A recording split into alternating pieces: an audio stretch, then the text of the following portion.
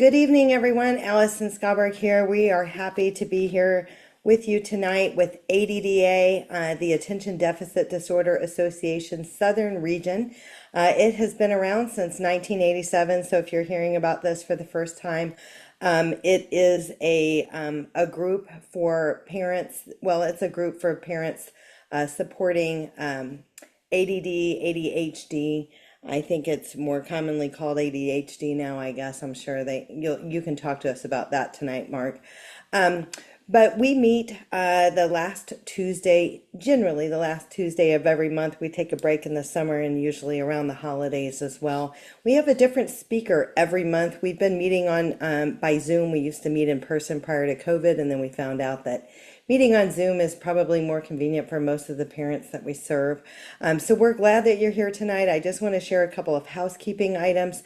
We are in webinar mode tonight, which means that we can't see you or hear you, but we do know that you're there and we're glad that you're here tonight. Our chat box is open, so you can feel free to put your questions in the chat box tonight. If you're planning your evening, we're going for an hour. We will be done by 7:30 this evening. If you sent a question in ahead of time, Mark, our speaker, has those questions and he is going to be kind of attacking those questions as we go throughout the presentation. So tonight we are super happy to be here with Mark Sperber. He's going to be talking to us about parenting with purpose using ACT to connect your ADHD family. So we are really excited to learn about this tonight. This meeting is being recorded. Everybody who has registered for this meeting is going to get a copy of the slides and a link to the recording probably tomorrow. I just like to mention that so you don't have to take notes on everything you see on the slides, because you are going to get a copy of that. So having said that, Mark, welcome. We're so glad that you're here, and we are excited to learn from you tonight and how we can up our game and our parenting skills. So Yeah. thank you for being here. Well, thank you. Thank you, Allison. I'm so pleased to be with you today. And yeah, I am excited and looking forward to sharing with you some topics that are near and dear to my heart, specifically parenting, ADHD, and ACT. I will joke with you that in introducing ACT, like I'm hoping it feels like I'm almost introducing a good friend of mine that I hope is really going to be a good friend to you. And I have found these strategies to be both very helpful and meaningful for me, both professionally, but also personally. And I hope that you get a feel for that, and more than anything, that you experience that as well. So, we are often looking for what north is, or looking for direction as we seek to guide and direct our families. And if you have a child with ADHD, that can feel even more intimidating. What we're going to do today is I'm going to ask you to do some exercises. And so if you haven't already, I actually am going to invite you to pause for 30 seconds, go grab a piece of paper or a notebook. I'm going to ask you to do some writing. And we'll get going here and sharing more. So give everyone a minute to grab some paper, and I'll then dive in.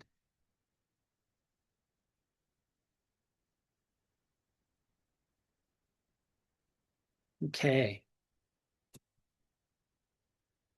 My hope is that through working together, you might find some tools and strategies that help you get unstuck.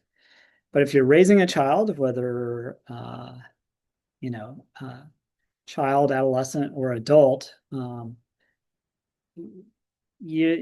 often what you feel is this period of stuckness, and you feel like you're spinning your wheels. You try the reward chart, it works for 3 days, then you stop. You try being strict, it causes a meltdown. You try being soft, it causes chaos. This is part of the stuckness that I think is endemic or part of the lived experience of being a family system with ADHD. And the normal thing is that when we're stuck, we tend to hit the gas pedal. We yell louder, we worry more, we try to force the car out, and usually we just dig ourselves deeper. And this is why that matters. This is my daughter. We don't want to get unstuck to have a cleaner house or better grades. We want to get unstuck so we can actually be with these people we love, to show up as a parents and create the families that we long to create. If I'm stuck in the mud, angry, resentful, anxious, I'm missing her. So today is not about fixing your child. It's about getting you out of the mud so you can walk beside them. So here's our roadmap for our time together. I want to highlight first and foremost our priority. We are going to do experiential learning. Here's the thing about ACT. You cannot learn it by simply listening to me. It's like learning to ride a bike. You learn to balance by riding the bike. You can't learn it by looking at a PowerPoint. You have to get on the seat and say, today I'm going to do it. And so today I'm going to invite you to try a few exercises. Some might feel a little new or even a little silly, but that is where the opportunity happens. I invite you to just try them out and see what fits. My second objective is that we're going to introduce the 3 core processes in ACT. Psychological terms can get sticky, they can get complicated. I hope that I stay out of that. I stay out of the jargon. But I want to introduce you to the core concept. And the core concept that I hope to help you with is psychological flexibility. And what I mean by psychological flexibility is that you learn to open up and develop willingness or acceptance, that you learn to be present, could be called that mindfulness or present moment awareness, and ultimately that we practice opening up and being present to help you do what matters, that we help you connect to those things that matter most to you, and then take actionable, real, genuine, different choices and put the rubber to the road. And finally, I'm going to give you a list of resources at the end if you want to learn more. You don't need to write down everything I say here. I want you to be present. There will be, as I said, I asked you to get a note paper and a pen or a pencil. There's going to be some exercises, but we're going to give you the resources at the end here.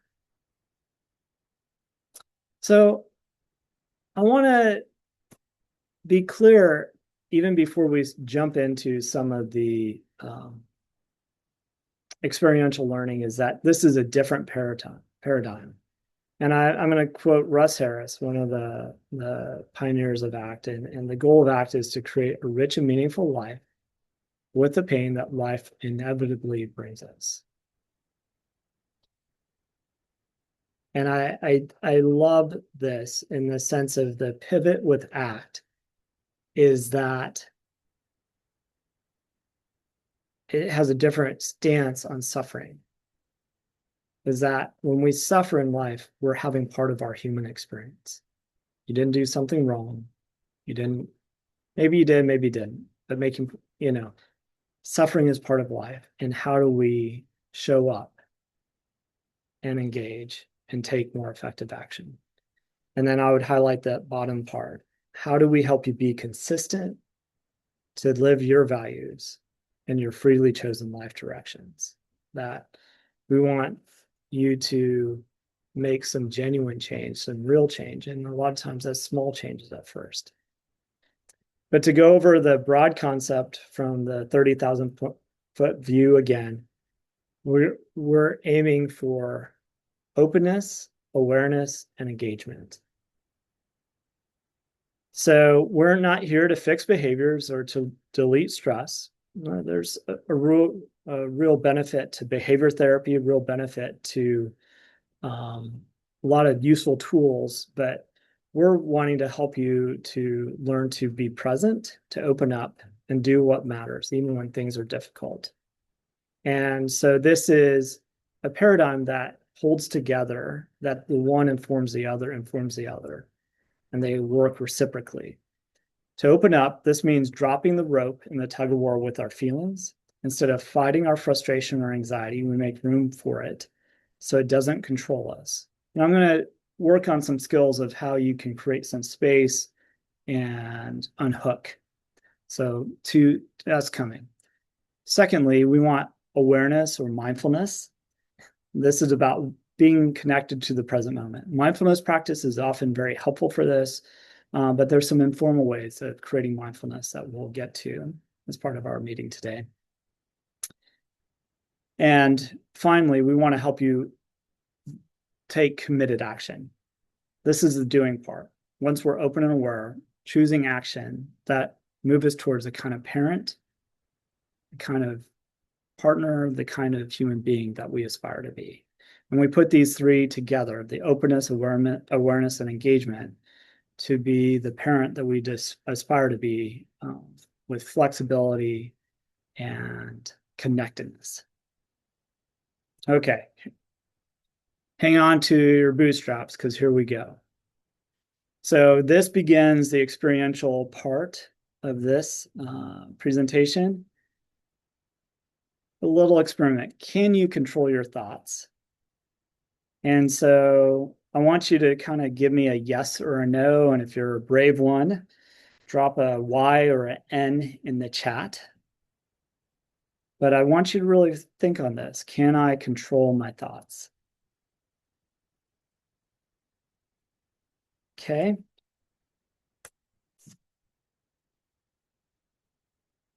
How many times in the last week have you thought of a red tennis ball? Unless you've been talking with me, I think most of you have not thought of a red tennis ball. So I'm going to give you a simple task, but I want you to do your very best. I want you for the next minute not to have one thought of a red tennis ball. If a thought of a red tennis ball shows up, get rid of it. On your marks, get set, and go.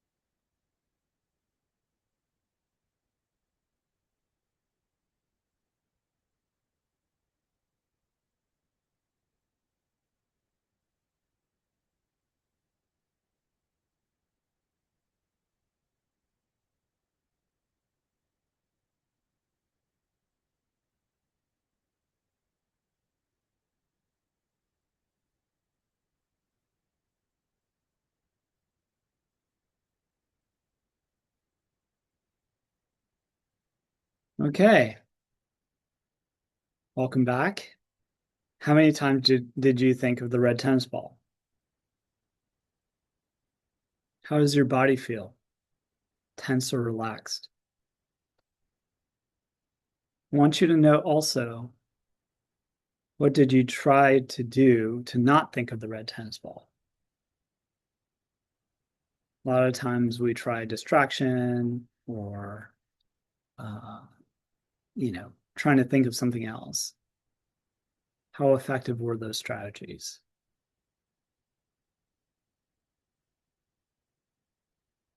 There's a second part to this experiment. This time, the only rule is to be 100% willing to have any thought. Whatever comes to mind is just fine. And I'm asking for your willingness to practice this for just the next 60 seconds. Are you ready for that experiment? On your marks, get set, and go.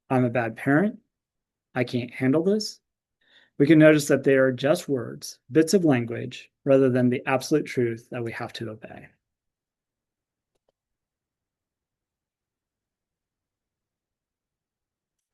So I think this is, if you take nothing else out of our meeting today, I hope that you get, you are not your thoughts. You are more than your thoughts. And through this little exercise, we learn to diffuse from our thoughts. And here are some different techniques that you can try.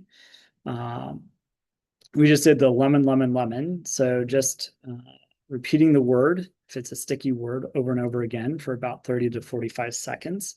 Saying it out loud often creates some space there. The silly voices, imagine Bugs Bunny saying what you're saying. I'm a bad parent.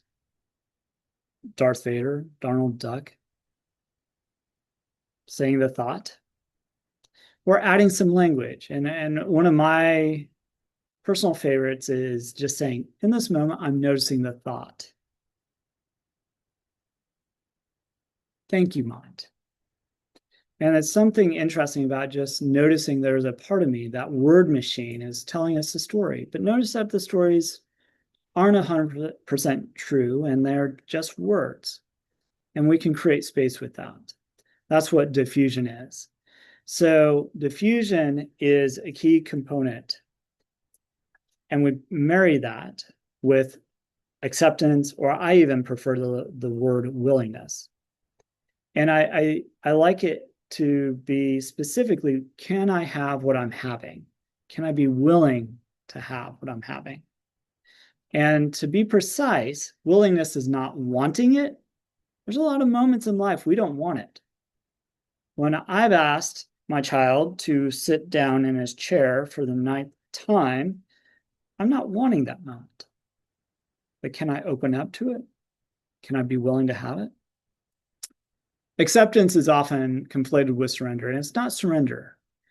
It's by being willing to be in the moment and willing to have what I have, then I get more options. Or at minimum, I can show up and be the person. And it's not gritting your teeth and tolerating it. And so it's making room and opening up. And opening up to the experience of this moment. So the willingness, the diffusion ties into the next component. So we're back to our experiential part. So get ready. I hope, it's 6:54. I hope your brains are still ready to rock and roll. I want to check in on some rapid fire math. I want you to, just in your own head, at least whisper it to yourself. Let's go through this. 3 times 6. Easy, right? Brain sees a problem, retrieves the answer. Solved, done. 24 times 80. A little harder. You might have to do some mental gymnastics. Maybe you drop the 0, do 24 times 8, 192, add the 0 back, 1920. Notice how your brain grips for the problem. It gets to work. 240 divided by 32. Okay, now you're really working. You might be estimating 30 goes into 240 about 8 times. Problem solving mode. Square root of 225. 15 if you knew it. You pulled it from memory. If you didn't, the brain immediately started looking for a formula or the calculator. And the square root of 4015. Notice what happens here. Your brain maybe just hit a wall, might feel a little tight, frustrated. You might think, I don't know this. Notice that your mind is still treating it as a problem. It wants to fix it, wants the answer.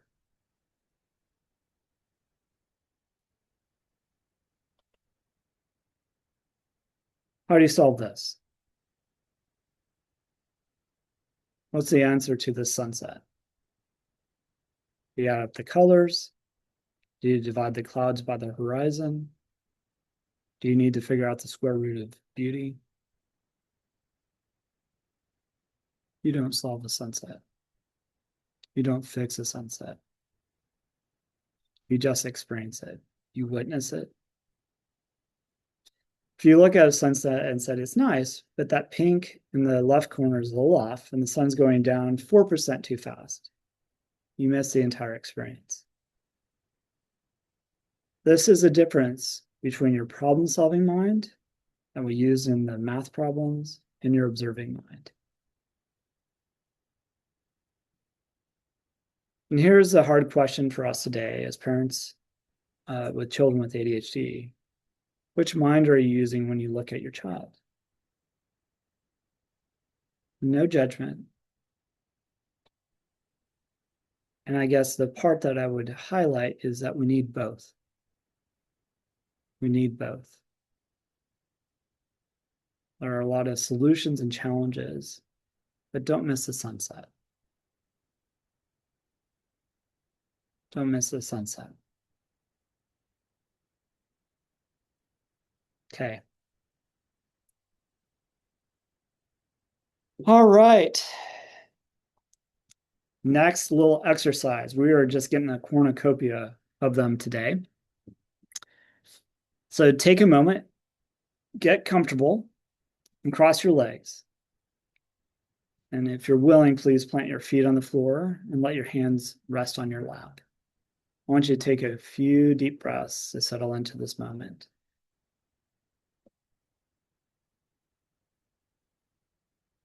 Go ahead and close your eyes if you're comfortable with that, or just pick out a spot on the floor. And I invite you to imagine a gently moving stream one autumn day. Sitting next to the stream, you can feel the sunlight on your skin and hear the soft sound of the water flowing over the rocks. As you look at the stream, notice that there are leaves falling from the trees above. Red, orange, gold, and brown leaves. They drift down and land softly on the surface of the water and float downstream. And your task, as you watch those leaves falling down, is to simply notice your thoughts. And when you notice a thought, go ahead and place them on a leaf and let them float on by. Go ahead and place your thought on a leaf. If they are pleasant or painful, positive or negative. Even if it's the most wonderful thought you've ever had, for the next few minutes, I invite you to just notice the thought, place it on a leaf, and let it float on by.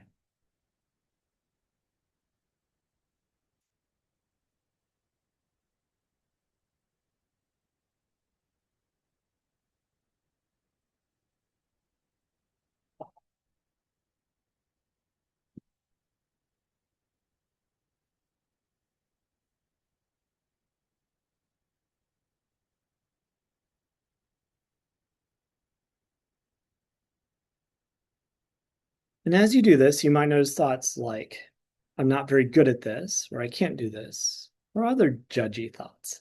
If that happens, simply notice that thought, recognize it as just another thought, go ahead and place it, the thought, I'm not good at this, I can't do this, on a leaf, and let it float on by.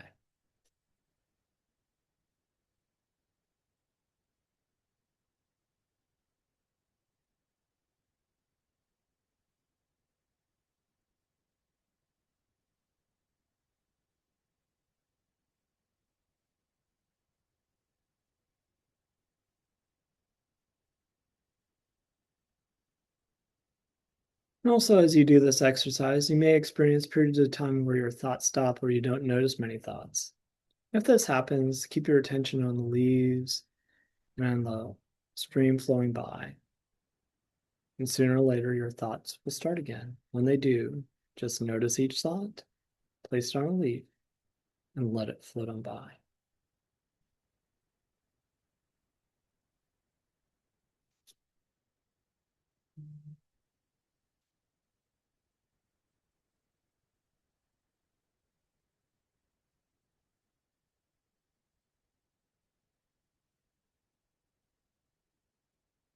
Finally, as you do this exercise, you will get hooked by thoughts and lose track of the exercise. This is normal and natural. That's what minds do. When this happens and you notice it, just Observe this. Ah, I got hooked. Come back to the leaves, come back to the stream, and continue noticing each thought, placing it on a leaf, and letting it float on by.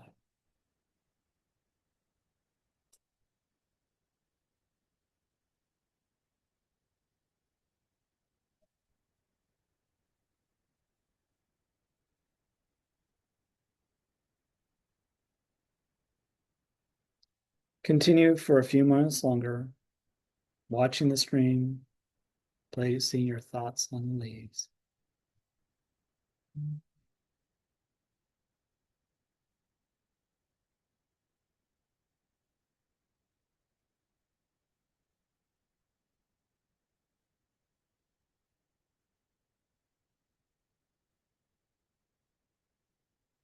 And now let the image of the stream fade.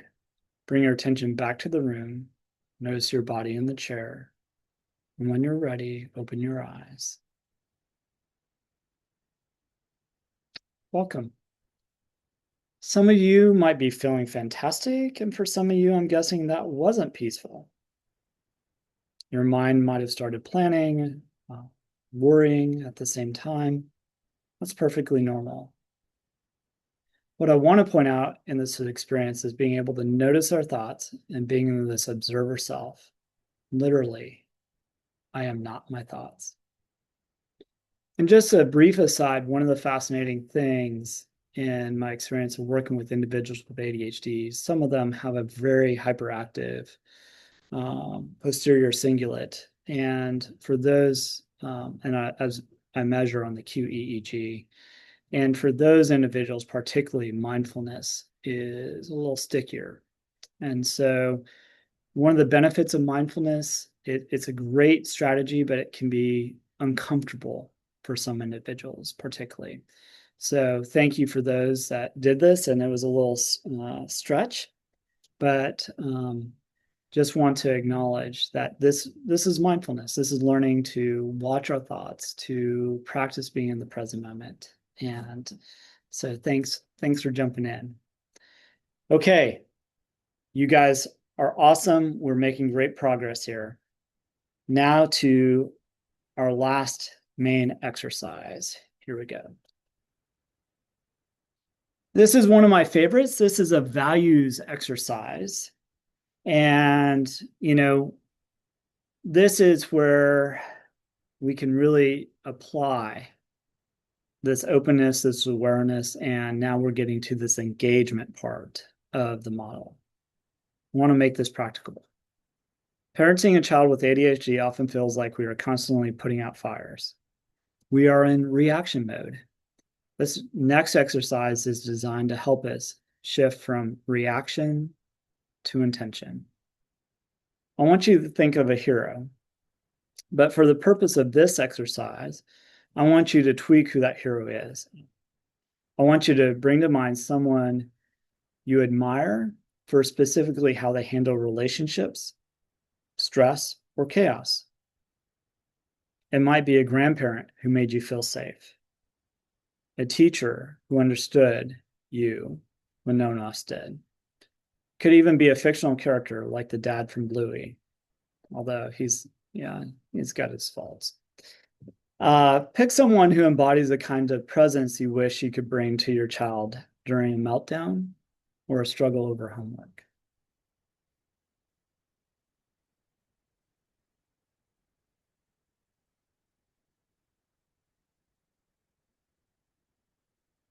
And so I'd invite you to write down the name of that person, if you would, please. Now, what I admire. Don't just say they're nice. I want you to dig deeper. Is it their patience when things go wrong? Playfulness, even with a messy house? Or is it their compassion when things are imperfect or people are imperfect? Write those words down.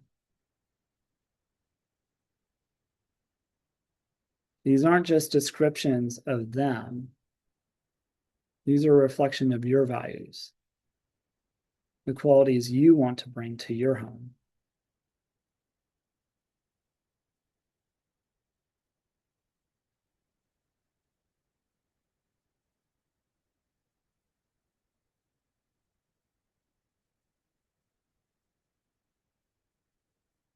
let's make it real.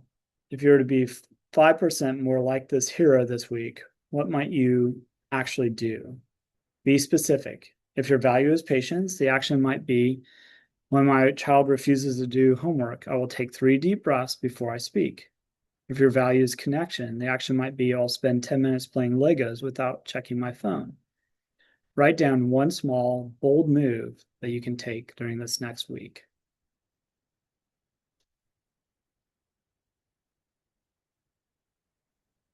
We're right over here in the committed action portion.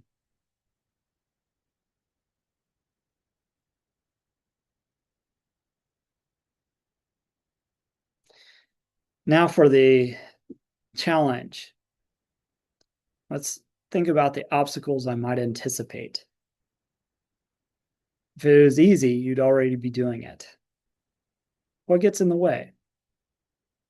I'm not talking about external things like time. I'm talking about the internal obstacles. Is it the thought it won't make a difference? Is it exhaustion? I'm not a good enough parent to pull this off. Write down the adversary that shows up in your head when you make a move towards being this hero.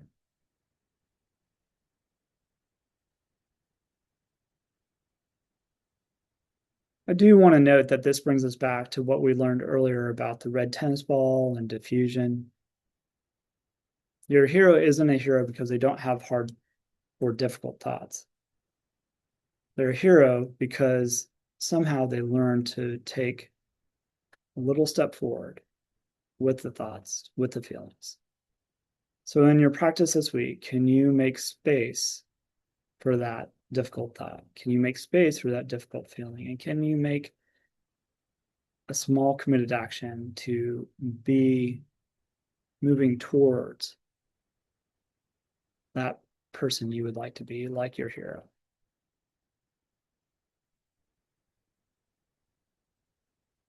And that's what I can do to move forward anyway.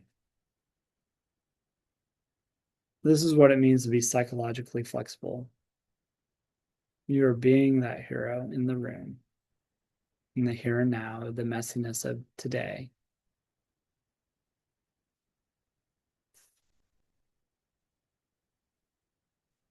So I'm going to just give another 30 seconds here.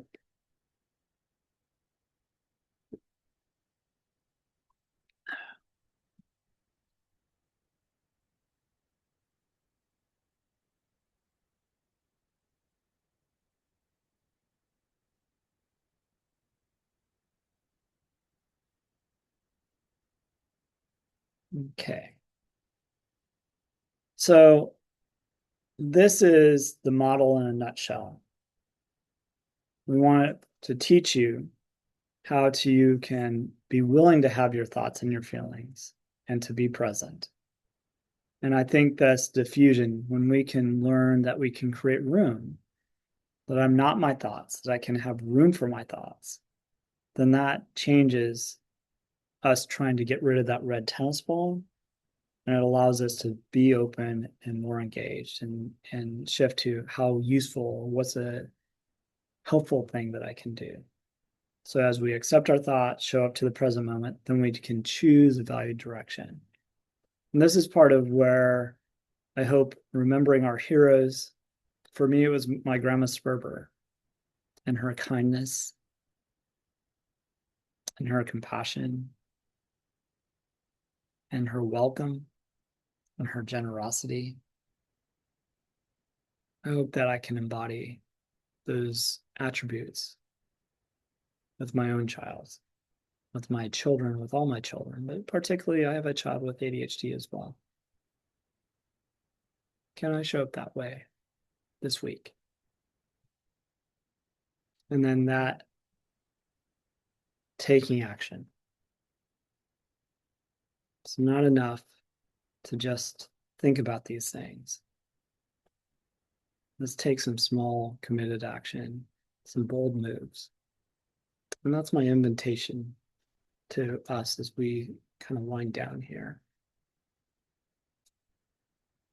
So, what we've covered today, we've talked about openness, which is composed of these exercises of acceptance, willingness, and diffusion, awareness.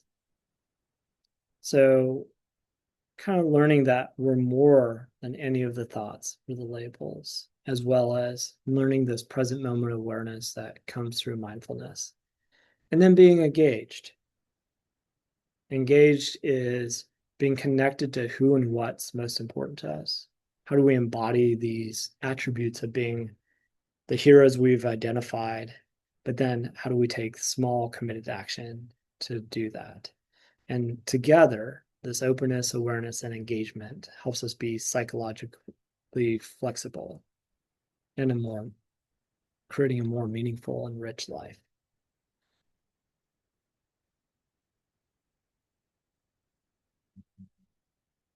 And I love this picture of my daughter because I feel like it captures the goldenness. And I pray that you see the gold in your child.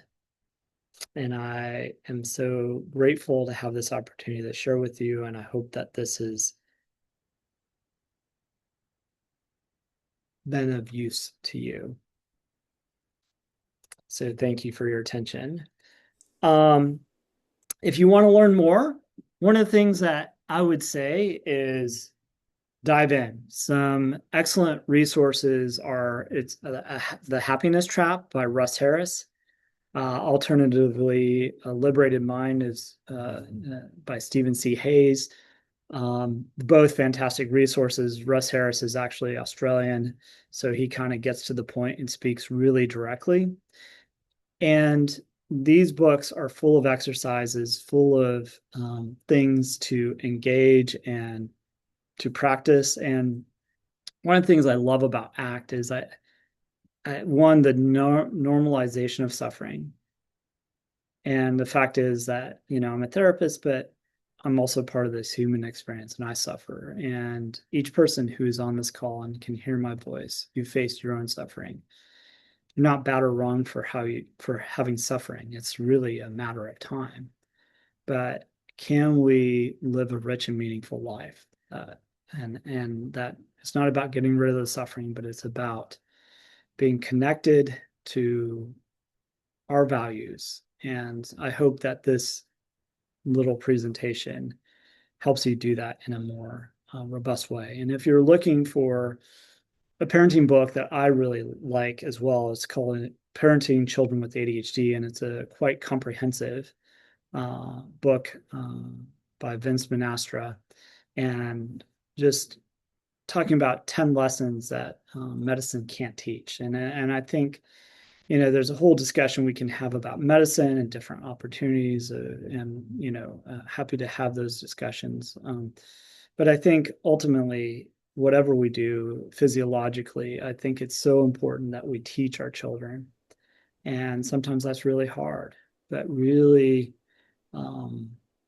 creating the families and creating our family systems with it. And this is a big challenge. So Mark, yeah, I want to ask a couple of questions because, sure. I think, I have a loved one with ADHD and I serve families that have these kids, and I know families, including myself, that we've seen some big, big, big behaviors, big meltdowns, Yeah. big, I call them at my house, I call them the wheels off the bus moments, right? It's a nice way to put it. Yeah, yeah, And so I'm envisioning these big, big moments that I've experienced in the past.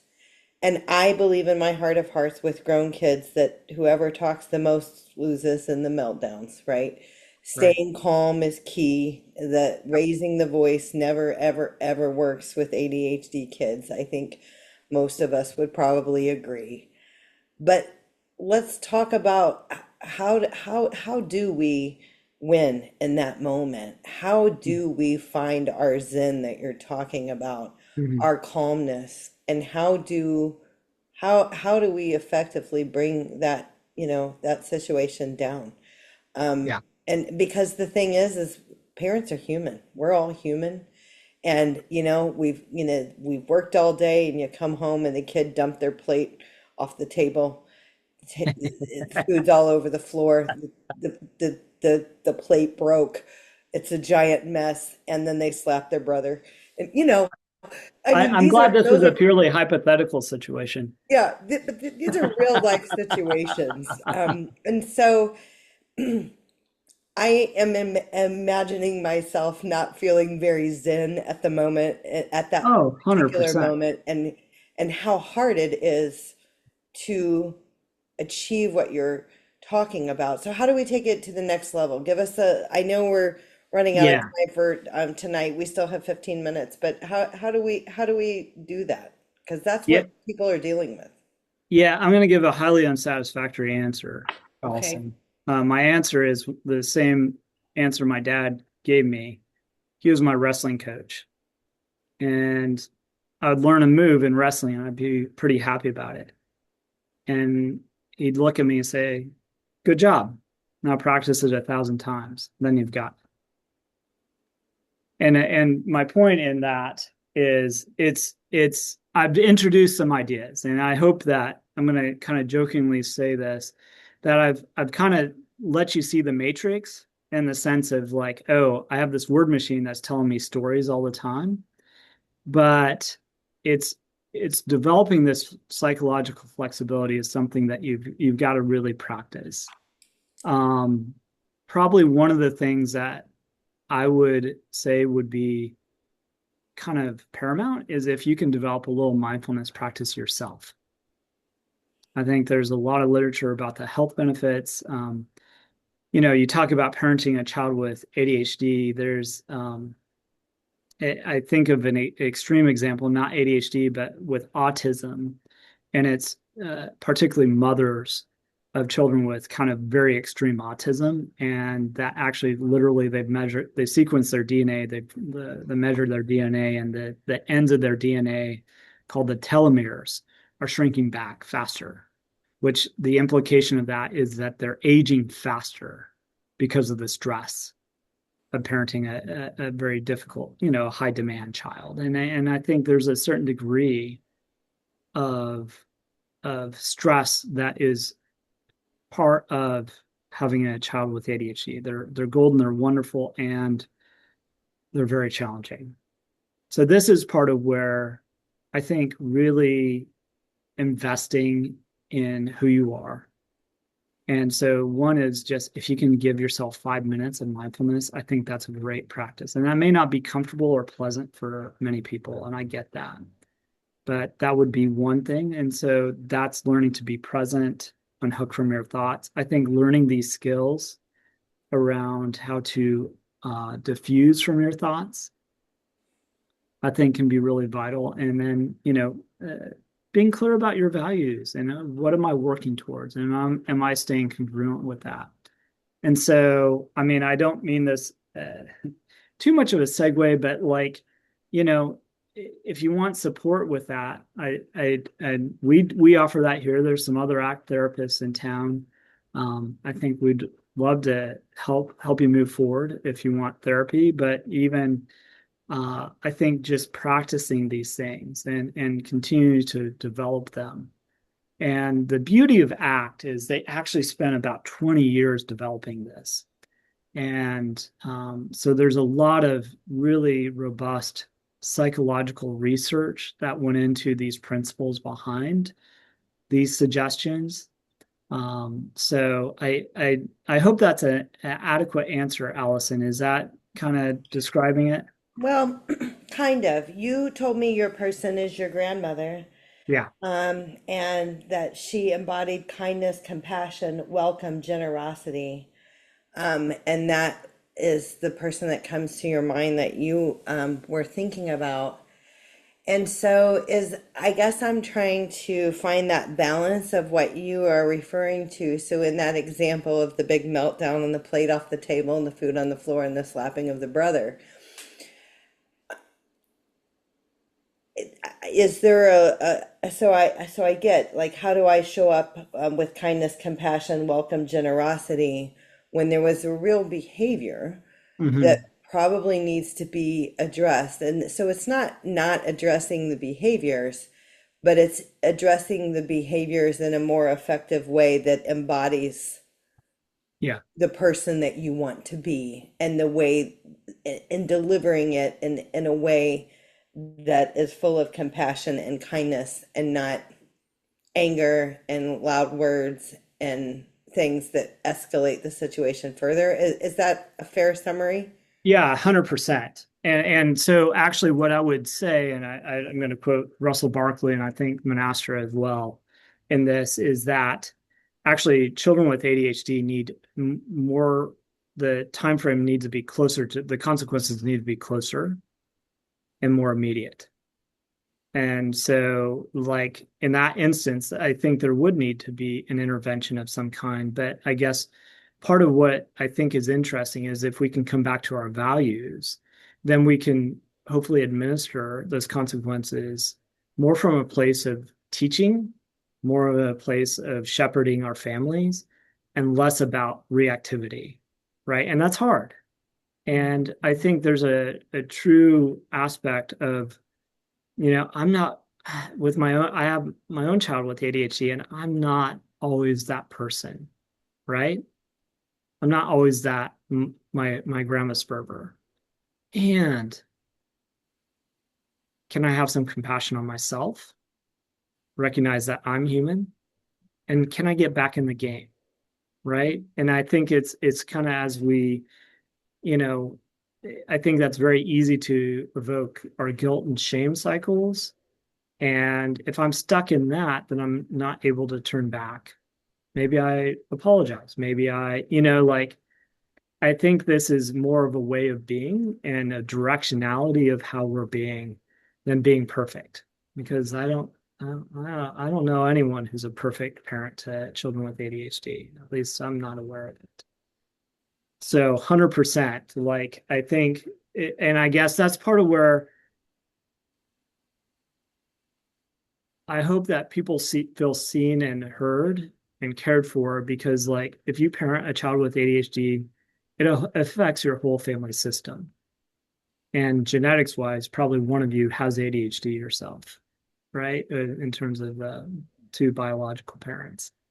So how do we show up with that? How do we get some traction and move forward with that?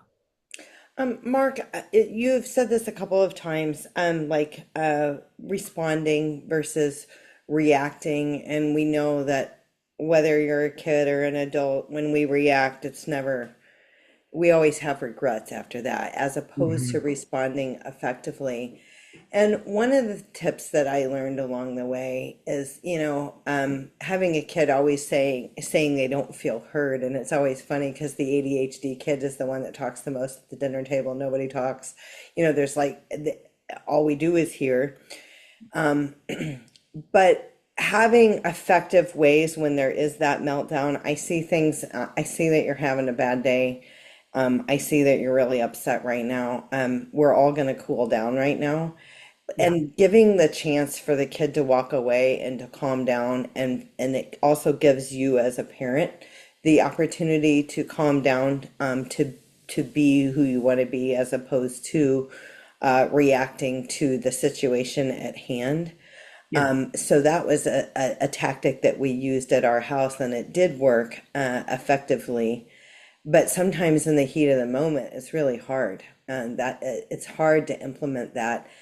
Parents are known for, look at me when I'm talking to you, don't walk away from me. And what we learned is that letting them walk away is good. It's Yeah. it's it's a good kind of reset moment, right? Allowing them, realizing that they need to walk away and that they need to calm down and kind of get things back together. And another thing that we did is, one of the phrases that I said very frequently is, I want to hear exactly what you're saying. I hear that you're very upset right now, and I'll be Hmm. happy to listen to everything you have to say, as long as you talk to me calmly. Hmm. And so again, giving the opportunity to calm down, and not saying I don't want to hear you, or stop screaming at me, or whatever those things are. But whenever I consistently did that over and over and over again, the conversations got much calmer. Mhm. And so it started being a learned behavior that that was the expectation, that we can talk and they'll listen. If I'm not screaming or cussing or losing my mind, everybody's happy to listen. But if I am doing that, then we're going to have to take a break from listening until I can get it together. So I feel like so I guess what I want to know, I know we're about out of time for now. For parents, is this something that you work with the parents and the kids? You work with the family? If they want to learn more about your services, do you have a free initial consultation? How does that work for you? Yeah. So, yeah, I'll jump to the next slide. What you said two things I do want to highlight that I think are so important. I think one of the fascinating things in the literature, research literature, is the one of the hallmarks of ADHD is emotional regulation. I think ADHD is almost misnamed in the sense of I think it's a regulation disorder, right? Or it's hard to start, hard to stop, and the emotional regulation is baked into that. So I love the beautiful description you gave. I'm saying, and I guess that's a great example of we put our values in charge in our family. We talk to each other respectfully. And I think there's really, it's an important thing that we help um, to have strong relationships. That's part of what buoys people to get through childhood with ADHD and get through life is that we have these strong connections. That's a huge asset psychologically. And that's where I think when we listen to our values, my guess is that connection or being connected to your ADHD child is probably true for almost everyone on this call. I think that's true. So in terms of our services, our goal is to really be comprehensive, holistic, and integrated. We do offer psychotherapy for acceptance and commitment therapy. If parents wanted to come in and learn how to apply those things, happy to work with them. Happy to, ACT is great. Kind of learning how to apply these things to, get the kiddo to, tap into their own values. Does And so this work usually, for adult kids as well? yeah, 100%. And I would say in general, we're getting into adolescent, probably junior high to high school kids, but we've been typically a lot of adult ADHD. And in terms of our integrated services, we offer neurofeedback, computer-aided brain training. We do adult ADHD assessment, and we'll be hopefully offering some psychoed evals here shortly. Lindsay Asawa, who's part of Fort Bend, she does a fantastic job with the assessment services, so I highly recommend her. I Um, second that. She does a fabulous job. And she was connected with our group yeah. previously. She's been a presenter for us and have definitely used her. She's great at the Dr. assessments on her Asawa is team. fantastic when I get her report. So I love that. And honestly, I feel like our practice is uniquely situated to help once you get a diagnosis to how do we implement that. And I think that's the other thing that I think is such a huge challenge is okay, I've got this big psychoed eval. How do we help you implement it and what might be useful directions? And we do something called executive skills coaching or ADHD coaching. So we have a full array of services. We have a team of professionals to meet and hopefully help you live lives of more purpose and meaning. I'm see that we're at the time. I'm so sorry I didn't get to the other questions, Allison. Well, Do we need to cut now?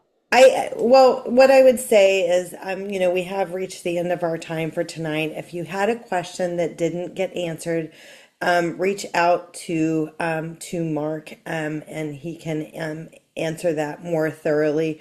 We're so glad that you joined us tonight. Again, we have a different speaker every month. We meet generally the last Tuesday of every month. Everybody's going to get a copy of today's slides. But I think that the struggle is real, and I just want to acknowledge for the folks that are here tonight, I get it, and other people get it too, and you are not alone, and you're not crazy, and we all have emotions. But I would say I've done so many different trainings and different things and read books and other things over the years. And I truly believe in the mindfulness and also being who you want to be as a parent and not letting the situation be the boss and then having the regrets later. So this is so good and so timely and not a topic that we've had before. So, Mark, it's certainly been our pleasure. Everybody, again, is going to get a copy of tonight's slides and a link to the recording. And feel free to reach out to Mark. Thanks, everyone. And I hope you guys have a great night. Take care. Thank you, everyone.